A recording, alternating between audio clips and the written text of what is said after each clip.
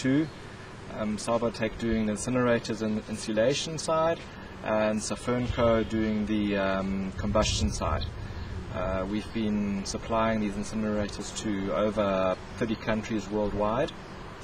Some of the countries included are United States of America, the United Kingdom, but also countries in Africa like Nigeria, Sudan, Kenya, Tanzania, obviously South Africa and all the southern African countries. The product is a excellent product, is one of the world leaders in its technology because of the experience that we have. The units come in different sizes. They range from the very small units which can burn about 20 kilograms per hour all the way up to units that can burn 500 kilograms per hour, and we can go to very simple, down-to-earth, easy to operate units all the way to sophisticated units which can handle EU standards. And yes, it's our tradition in the company to try and give the best service. That's why we are here now in Zambia. Saubatech further adds that the decision taken by Zambia in as far as incineration is concerned is a good one, and that's to ensure healthy disposal of medical waste.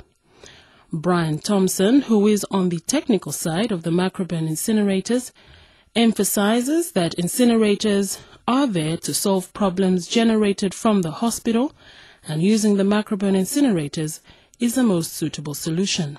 Zambia is in a very difficult state at this stage because any country has got to decide exactly what it needs to do as far as incineration is concerned.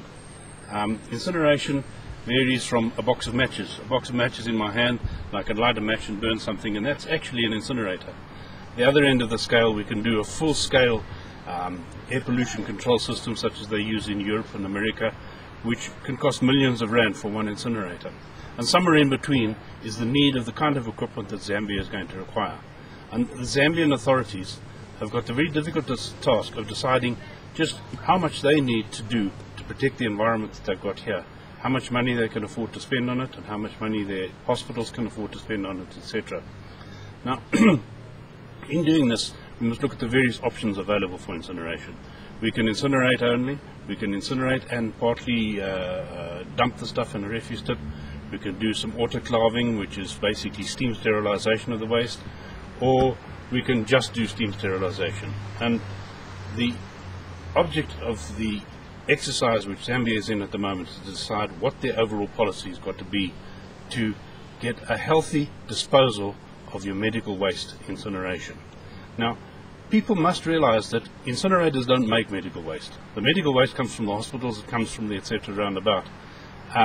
And people are inclined to say, oh, these incinerators make pollution, etc. They don't. The incinerators solve the problems that are generated at the hospitals. I think that the simplest way to look at it is the emotions of people. People's emotions tend to get very excitable about these things, saying, oh, we must control greenhouse gases, we must control pollution, we must not have dioxins and furans going into the air.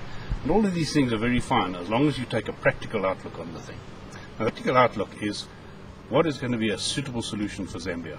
And that is going to be, as far as I can see it at this stage, a basic simple incinerator which can do the complex issues with a very simple piece of equipment.